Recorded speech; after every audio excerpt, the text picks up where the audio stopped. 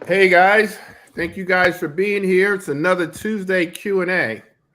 And so we'll only be here probably for about 30 minutes tonight. We're also gearing up for a mastermind on Thursday, of which you guys will be getting a link for that. Thursday, Yeah. we're going to go over really the math that we use, the Mayo formula.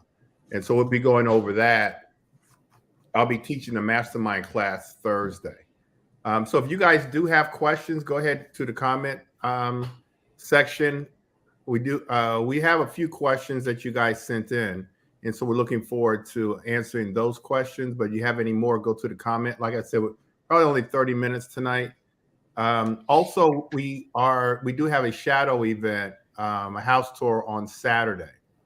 And so if you guys aren't signed up for that, all the platinum coaching students, you should be getting emails.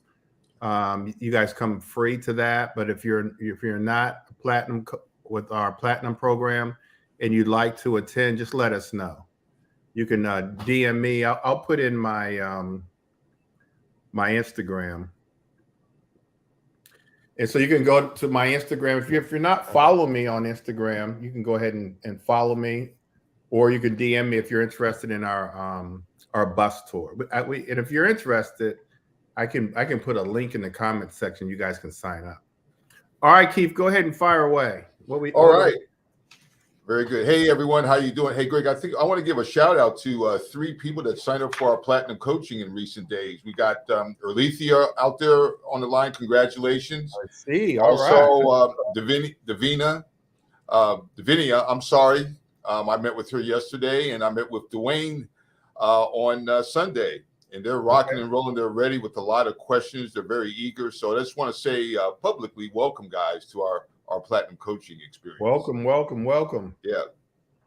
As a matter of fact, Dwayne starts us out with questions. So he's already coming to the plate ready.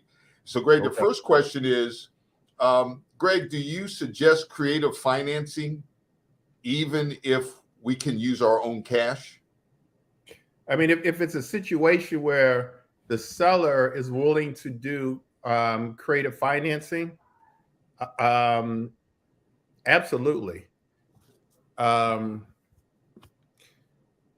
So I think the key to the and actually I'm doing a podcast tomorrow on this, and so let me just mention that at 12 o'clock I'm doing a podcast where you guys can catch it right. Where is? Oh yeah, you can catch it right here on my YouTube channel.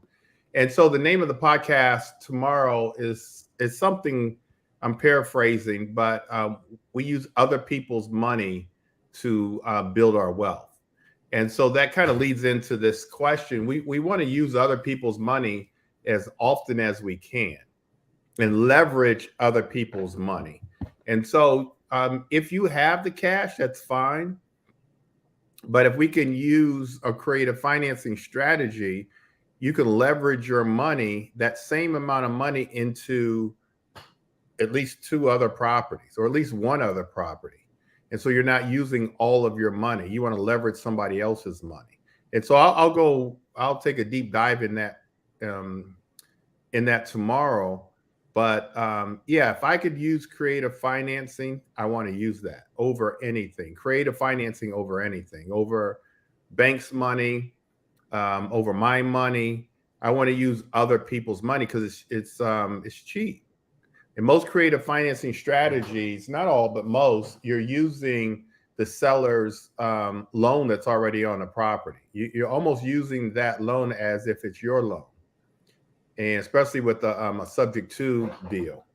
And so, yeah, we want to leverage other people's money so that we can save our money. I like to save my own cash for miscellaneous things that may happen, throughout a project, but then also use my own money to help finance other deals. So once you get the experience, you can do more than one deal at the same time.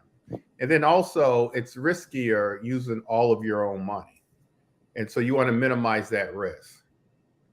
And so what creative financing is there's different types. but we want to creatively purchase a property where we don't necessarily have to go the traditional route of a bank or a hard money lender.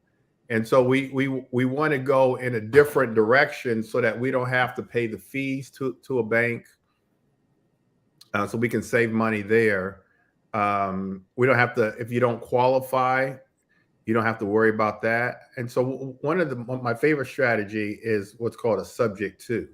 And so if you can find a seller that is willing to allow you to take over their mortgage. Now the numbers have to be right.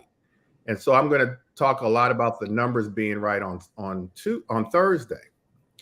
And so if you guys keep up with me, you're going to be sick of me this week. So we've got tonight, we've got the podcast tomorrow, and then the shadowy event, the house tour on Saturday. But as long as the numbers work and it fits the Mayo formula, on the subject to, you're buying the property subject to the existing mortgage. So you're going to keep that existing mortgage on the property. And then if it needs to be brought current, you bring it current. You make the mortgage payments. You fix the property up. You sell the property. The seller has to come to settlement because the property is still in their name. Whatever you negotiate, you might negotiate them getting 10,000, 15,000, whatever. They get the first 10,000 or 15, you get everything else. And so that's an example of creative financing. And so in that case, you didn't have to go out and get a loan. Nobody checked your credit. You did have to have a little bit of cash, but you were able to buy that property without having to get a loan. We talk about owner financing. The owner can be the bank. And so we do a lot of owner financing where the owner is the first mortgage or the second mortgage, where they're going to hold the note instead of the bank. You don't necessarily have to qualify, although if you have a savvy seller, they may ask for a credit report, but I haven't seen them ask for a credit report, but they could. And then you just negotiate the terms of that owner financing. So the owner can, my very first property I ever bought, I was 23 years old, and I bought a property in DuPont Circle in DC. It was a condo, and the owner, we were in a market kind of similar to now, where it was hard to sell properties. I bought this condo in DuPont Circle for $50,000. They held the note for 5 years. So they were my bank for 5 years. And I paid just interest on the note, rented the property out with a positive cash flow. And then in the 5 years, I just refinanced, put a mortgage on the property and paid them off. And so that's another example. And so when I refinanced, I didn't have to put I had so much equity in the property, I didn't have to put any money down. And so that was a strategy. Lease options. One of the properties that I owned, at the time it was my dream home. This was back in the mid 90s, and I was able to, and I couldn't afford it. And so I leased it for 2 years with the option to buy. I was betting that I'd be able to afford it in 2 years. And so I did that. I moved into it, lived in it. 2 years later, I qualified, got a loan, and paid off the seller. So lease option is creative financing. I initially didn't have to go to the bank. And there's joint ventures that you can do. There's a bunch of different creative financing strategies that you can do so that you don't initially have to go to a bank and get financing. And we go on and on. I mean, we teach classes on all the different types of strategies, but those are the main strategies. Let me see. Karen has a question. How do we market to attract these options to prospective homeowners? So what I do, Karen, is just every opportunity that I see, that's the first thing I think of is how can I buy this particular property creatively, and how can I approach the seller depending on the seller's situation. Does it make sense to do something creative, and can I offer that? And if they say no, then I might go. If the numbers still work, I may go the traditional route. There's really maybe there's certain words that you can use. I could probably think of some, but I don't know that you necessarily market for creative financing only because a layman, they're not going to know that type of terminology. Mm-hmm. Hey, Greg, Dwayne has one more question here. Baltimore. I thought Dwayne was new. Why is Dwayne asking? Dwayne is he's taken over. He's the man now. He's Dwayne. Dwayne. Hey, Dwayne is hungry. In my conversation with him this week, and he's ready to go. All right, so Dwayne. He wants to know, what are the hot zip codes in Baltimore currently, Greg? Where are you finding good opportunities in Baltimore? And so I get this question all the time. I always like to say that they're all over. You just pick any zip code, and there's a good part of that zip code. There's a challenging part of that zip code. Just off the top of my head, I believe 2 Sundays ago, we were in 212, I think it was 01. We were in 01, and that was Patterson Park. So Patterson Park is a good area, and all the properties that we looked at was there. I believe that was it was either 01 or 05. I think it was 01. I like to buy in 21223 Bel Air Edison 23. It's either it's 13. 21213 is Bel Air Edison off of Bel Air Road. 21218 is off of North Avenue in Charles Village area, and so that's a good zip code. On the west side, 21229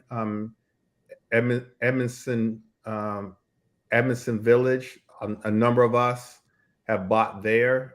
A few of the students. I own a property there, 2-unit, but a few of our students, we've been there. A few of our students have bought properties there. I also own I don't know the zip code, but it's off of Northern Parkway. I own a property on Evesham Avenue off of Northern Parkway. So that whole Northern Parkway area is really good. That's like the upper east, northeast section of Baltimore. And so it kind of runs the gamut of zip codes. I'm more so look at neighborhoods. And so I mentioned Patterson Park. I mentioned Charles Village is good. On the kind of B+ neighborhoods is Pigtown, is I would say Canton is probably more A-. Yeah. And there's this many others that we've been to. I mean, we've been to all the good neighborhoods. We've been all over in our program over the last 2 years, I'll say. We've been there, but one thing that I'll say, and I've already said it, every zip code, you're going to be able to find, there's good pockets of every zip code in Baltimore. And so we'll go to Baltimore again. We'll probably go in June, since we're up this way this month. And so we'll go in June, and you'll see, I try to stick to one area. And so what I did 2 Sundays ago was I knew that we were eventually going to end up in Little Italy. And so I said, let's just stay close to downtown. And so I just picked the one zip code, and we looked at 4 properties, I believe. We looked at 4 properties in that zip code. And I just did my search on that one zip code. And so they're in Baltimore, they're just all over. And so what I had to do, it's been about 5 or 6 years now. I just made it a point just to kind of learn it. And I'm not an expert. You know, I know the neighborhoods in like DC, because I went to high school and college in DC. I know PG County. I've lived in PG County since the late 90s. So I know PG County and DC like the back of my hand. But I've made it a point to get to know Baltimore. So I know, not as good as this area, but I know Baltimore. And so if you're interested in Baltimore, You just got to get up there. And so one of my agent investors, Marquise, when I was going up there around 5-6 years ago, I said, where do I start? And he said Bel Air Edison. And so I just focused on that area because most of his properties were there. And I ended up buying a property on Lake Avenue at an auction, Hubzu auction. And so I bought a few properties there. And then the more I go up there, the more I learn the neighborhoods. And so that's what you're going to have to do as well. Mm-hmm. Good questions there. So here's some more questions, Greg. So let's see. Karen wants to know, a cash buyer wants to purchase outside the Mayo formula. How would the wholesaler calculate their commission? If they want to buy, I'm not sure of the question. So if they want to buy higher than the Mayo, let's say Mayo is a maximum allowable offer. Let's say it's 300, and you do your calculation 70%, which is 210 minus say $60,000 in repair. So you put it, your number, I mean, the ARV is 300. Let's say your Mayo is 150. If they want to buy it at 160 as opposed to 150, that just simply means you're going to make about $10,000 more than you ordinarily would have made. You're going to make about 5% of the after repair value. So in that case, 300,000 is the ARV. 5% is 15,000. So your wholesale fee should be 15,000. Anything above, in this case, 150, is you put in your pocket. If I'm understanding the question. Mm-hmm. So she put, well, you still vet those deals. I think what she's saying is, let's say in that sort of case study that I just gave, where you should be putting the property under contract for 150. I think she's saying should she put it under contract for 160 or 170? I would initially say no, but you just have to pay real close attention to your contract. So let's say Mayo is 150. You put it under contract for 160, which is probably $10,000 higher than you should. If you pay attention to your contract, in that you put like a 10-day contingency for financing, you put like a 10 or 15-day contingency, 10-day contingency on inspection, that's buying you time to find a cash buyer. And so that's number one. If you pay attention to your contract, that 9th day is here, you haven't found a cash buyer, you use the contingency to get out the contract. So that's number one. Number two, let's say you should have put it under contract for 150, you put it on 160. I would only do it under 160 if I have a cash buyer going in, knowing that they will buy it for that amount, and then just negotiate what your fee is. And be happy, honestly. I'm closing a deal. I was supposed to close last week, but I'm closing a deal this week where I'm making $5,000, which is well below what I generally average on a wholesale deal.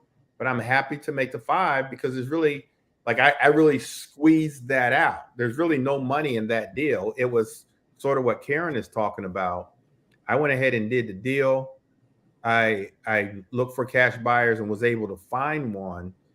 They wanted it for what I put it on the contract for, but they really wanted it. So I said, just give me $5,000. And I was happy to make that $5,000. I mean, honestly, I've already made it. They've already put up a deposit, a non-refundable deposit. So in some cases you can do that, but you can only do that if you pay real close attention to the contract and Karen know when to get out the contract in case, you're not able to find a cash buyer. You got to know when to get out. Like, you got to know when to hold them, when to fold them. And so pay real close attention to that contract. so you don't get stuck with that contract and stuck with that that deposit. Mhm.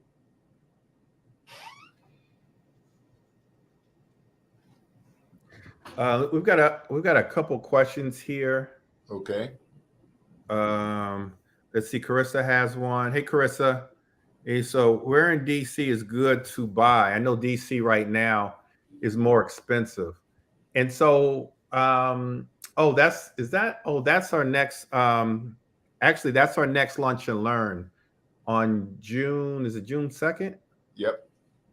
So on June 2nd, I'll answer this question, but on June 2nd, Carissa, at the Greenbelt Library, this is the Lunch and Learn. The Lunch and Learn is basically where to buy properties in DC and PG County. Where are the best neighborhoods? Why is DC and PG County more attractive? And so the question is, where in DC to buy, and where in DC is good to buy? Right now is more expensive. So I mean, I think the easy answer is east of the river. I mean, that's like the easy answer. And so I like to buy still in Deanwood. I have properties in Deanwood, east of the river, Marshall Heights. Dana bought a property there. Fort DuPont, Anacostia. Where's Ballou? Ballou's in not Capitol Heights, but where's Ballou? 232. Is how could I not know that? I went to Ballou, but in the zip code 20032, I get it mixed up with Capitol Heights. Somebody will put it in the comment section. Congress Heights. I beat you to it. Whoever's getting ready to put it in. And so Congress Heights. So I would stay east of the river. That's where you're going to get your best deals in DC. Honestly, east of the river is appreciating better than any other area of DC. Lily Pond, though, is really good, is really hot.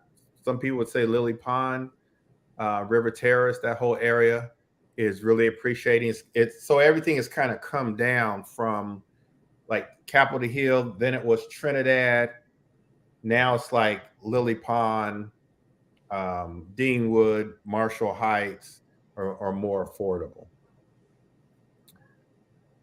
Let's see. Jade has a question.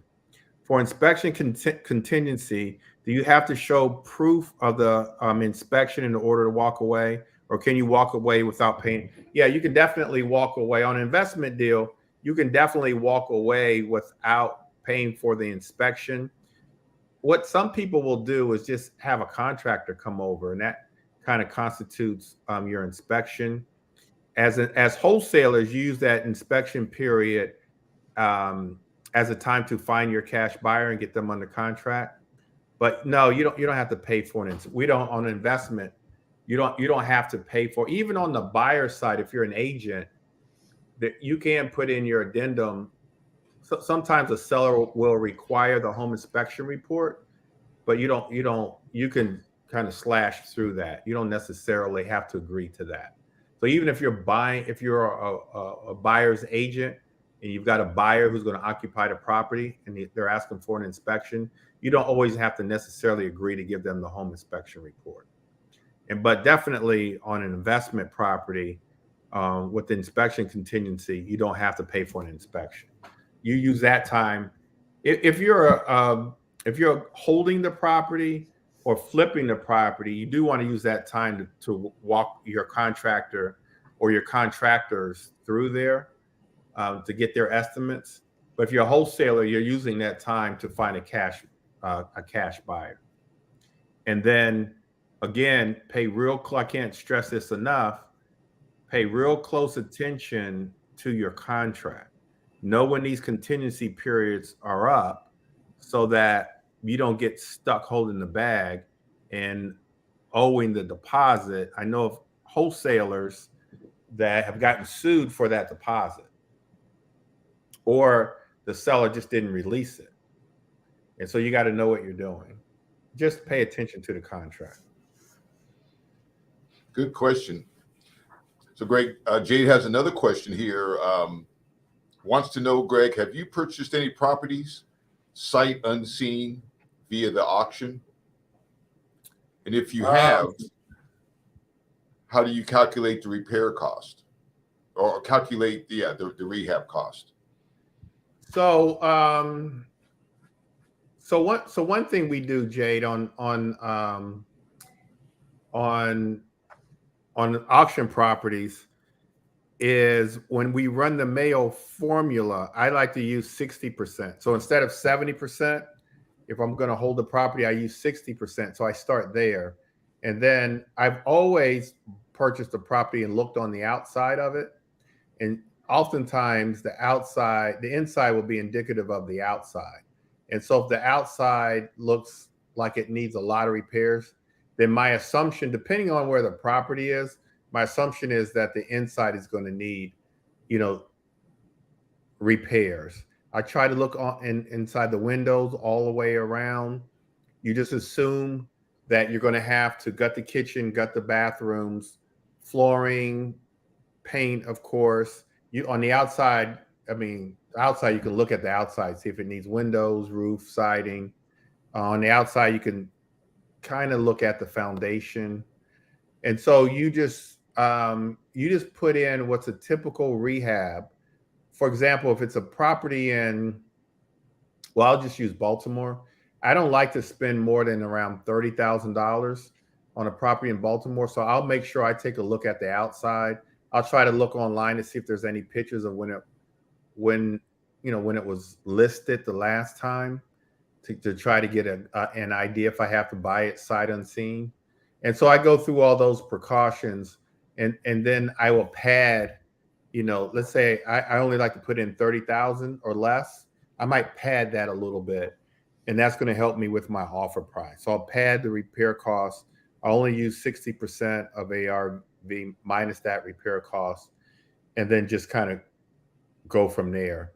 It is risky buying a property sight unseen. I would say at the very least, look on the outside of the property. That's easy.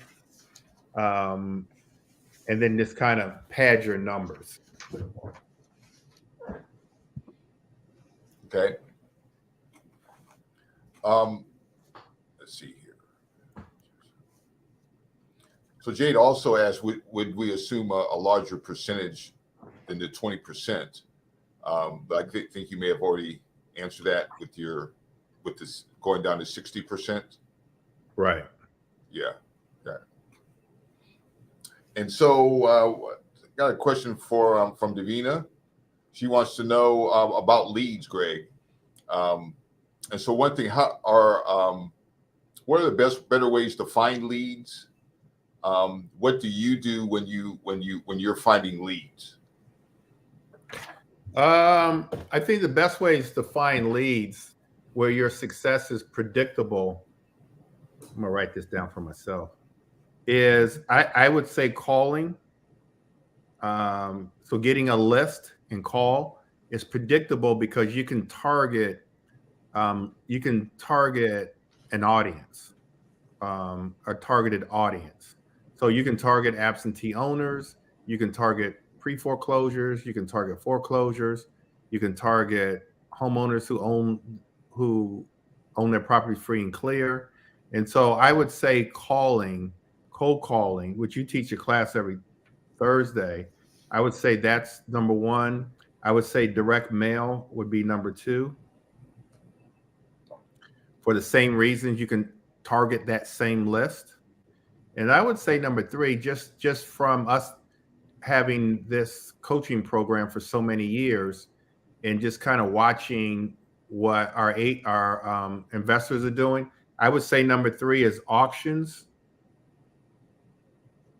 And if I had to say a number four, would be kind of lumped into networking, referrals,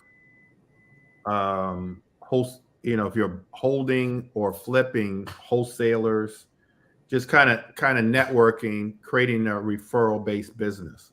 And so my top four would be, and then I would lump in number four also social media, because that's kind of branding, networking. So I would say cold calling would be number one. We have a whole system that we can teach you on cold calling, from the type of list to who can make the calls for you, the type of dialers, the scripts. Like, we can really teach you all that. Direct mail as well, postcards, and then the auctions. We have a lot of success within our group with auctions. I would say that we did lunch and learn this past Friday. We had three of our students on there. All three of them, while they were with us, bought properties at the auction. All of them. And then and this probably should be number one, this networking, branding, getting referrals, that kind of thing. That should be probably number one because you're getting referrals from, the best way to get like probate are referrals from people who know someone who passed away, that know you branded yourself. They know that you're an investor. And so you've got to brand yourself.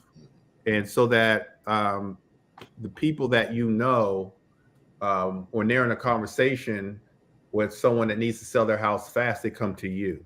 If you were to poll people, and I talked about this last night when I talked to my real estate agents, if you were to poll someone and ask them, I'll say about 85% of the time, you ask them, name me as many real estate investors as you can. They can't name one. They cannot name one. Maybe 10% can name one, which means, at least in your sphere of influence, the people that family, friends, coworkers, people you go to church with, old classmates, you've got to be that one that they do know. You've got to be that one. And so that, again, if they see a house that looks to be vacant or abandoned, or they know someone who's died or whatever, they're going to come to you. But most people, they can't name not one real estate investor that can buy a house fast, they can buy for cash. They can't name one. And so you just have to brand yourself. So that's always number one. You've got to brand yourself in a way that people know. And so I have a plumber. I found my plumber because I go to the gym, and I don't know, 5-6 years ago, he was in the gym, and on the shirt he had on in the gym, on the back of it, it said, "I'm a plumber. Here's my number." We get to talking. He becomes my full-time plumber. And so you've got to kind of do the same thing. And so oftentimes you'll see us wearing, like Keith's got a shirt on now, I think, that says Bennett Camps on it. Yeah. And so and that's easy. Hats. A lot of our investors put magnets on their cars. I normally have a shirt that says, either I buy houses or the brokerage. And so you got to brand yourself. Best way to brand, of course, is social media. But that's how I answer that question. Like networking, everybody that you can't be a secret investor. And that's a long way to say just kind of the networking, the branding, cold calling, direct mail, and auctions. And of those four, no one's saying do all four. Do one or two and master those. I didn't mention driving for dollars, but you can do that. I didn't mention bandit signs, but you can do that. I mean, there's a lot of other things, and everything works. But the question is, what can you do consistently where you can do it over and over and over again and have success and master it? And some just like they follow the auctions because they know they can do that consistently. I would always do things like direct mail because I'm just so busy. I can kind of set up the direct mail, just kind of set it and forget it. You're often wait for the phone to ring. You would also mention in your early days, you just come home and you had a list to call, and you just called those 100 people on that list, and you were consistent with it. But that wasn't even in my early days. That was like 2-3 years ago. I would do that. So Karen is saying walking for dollars with marketing material. And so most of you guys know Tarsha, and I'm assuming she's not on here. She does a lot of the she's also a lender, but she's an investor. She moved here from New York City, I think in 2018. So that's about 5 years ago. And what Karen is suggesting is exactly what she did. And while she was in New York, they said she asked about neighborhoods, and someone said Brookland in Northeast, and so she walked that neighborhood, knew every house, knew all the neighbors, and she probably the house she lives in now is in Brookland. Bought another house. Her sister bought a house, and she walking for dollars. She picked one area, one subdivision, and she walked it. And then she would walk Capitol Heights. And well, she recently bought a house it's not Capitol Heights, but close to Capitol Heights, Ardwick Ardmore area. What is that called? Is that like Hyattsville, maybe? Yeah. So walking is good too. We got another question here. Orlethea, how do you go about finding contractors for rehabs? Do you just do a Google search? So I would say no. I would say the number one way would be referrals. So you want to get referrals. Now I say get referrals, but I will tell you that I hate giving out referrals because it can become a nightmare. Like I give you a referral, they've worked well with me, but they don't do a good job with you, you're mad at me. And so that happens a lot. So I'm always afraid to give out referrals. But referrals, driving neighborhoods. And so I have driven neighborhoods, especially the neighborhoods that I'm buying properties in, and just looking for contractors at houses doing rehab projects. Go look at get out the car, look at what they're doing, ask them for their business card. And so driving neighborhoods is another way to get. If I'm doing a project like I've done a couple projects in Baltimore County, one in Essex. I didn't necessarily want to I was flipping that property years ago. Didn't want to bring my DC, PG County contractors. So I just went to Angie's List and what's the other one? Not Angie's List, but Home Advisor. I just went to Home Advisor and just did it the traditional way. I went to Home Advisor, put in the address, put in what I wanted to do, and got 3 bids for everything I needed for that house. And so I just did that because Essex was like an hour away. You had to go through a toll, and I didn't want to bring my contractors up. So I did that, and it worked for me. So those are the best ways. Referrals are always the best way. Then driving neighborhoods, and then calling, and then just doing it the old-fashioned way, getting bids on properties. Greg, I've got a question that just came in. It's a lead generation question.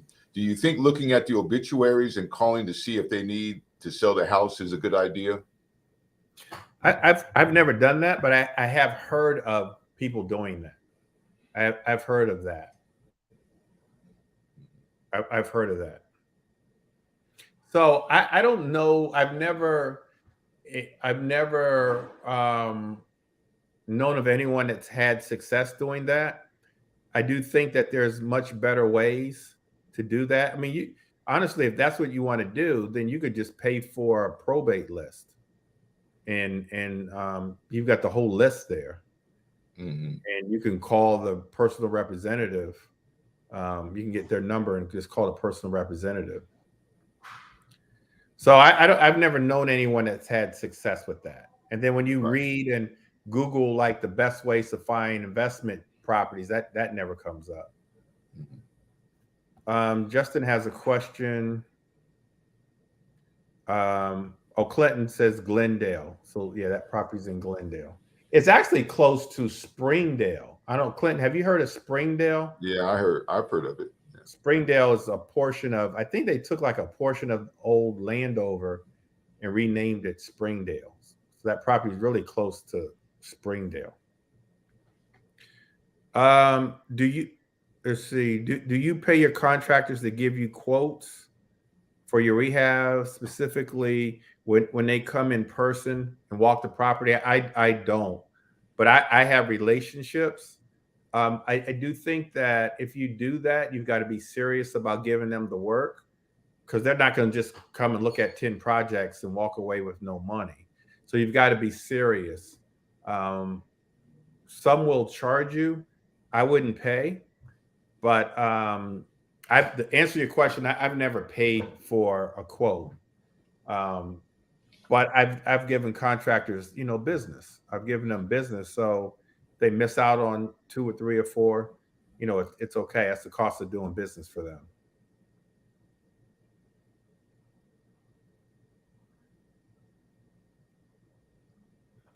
All right. Any other questions? No more questions, Greg. Good questions tonight, though. Yeah, real good. Yeah. Looks like the Spurs won the lottery. So they're back on the map. All right, you guys. So tomorrow I'm doing a podcast, a live podcast at noon, where I'm going to take a deep dive into using other people's money, and actually how to go about asking for private money. So we have hard money lenders, and then we have private money lenders, and we're kind of one and the same. It's just that hard money lenders have really turned it into a business. And so I'm going to talk about the different ways of using other people's money to build your own wealth. And then I'll take a little deeper dive into putting together a package to present to people that people that have 401ks to lend you money. And so that'll be tomorrow. Thursday, we will be talking about the Mayo formula, putting these numbers together. Especially in this market, you got to have your numbers right. If your numbers aren't right, you're going to lose money. You're going to miss out on deals. And so we'll spend 30 minutes, 40 minutes on just getting the Mayo formula. And then I'll give you guys a bunch of scenarios that we'll do. Hopefully by the time we get off the call on Thursday, I think I have a handout or a PowerPoint. You'll know your numbers. And then on Saturday, we will be in Prince George's County. We'll be looking at a few properties. I think we're going to start off at one of our coaching students' properties that he purchased a few months ago, and he's getting ready to rent. He's getting it ready to rent, and so he's going to talk about how he bought it, how much money he put into it, why he's renovating the property the way he's renovating. He's one that believes in those programs, and so he's going to put probably veterans into that property. And so we'll have a good discussion with him, and then we'll look at a few other properties. I do get, so Justin asked a question, do we use gap funding? We do, and I'll talk about that on tomorrow. I'll talk about that tomorrow at noon. That will be recorded. That's going to be here on our YouTube channel, so you can always come back and watch that if you can't make it. So, Greg, for the folks that want to join the podcast tomorrow, how do they do that? You can just you can go to Wealth Building with Gregory Bennett. Wealth Building with Gregory Bennett on YouTube. It will be on my Facebook Live as well. So it'll be my Facebook Live, which I think my Facebook is the Bennett Team. And then it'll be on YouTube, Wealth Building with Gregory Bennett.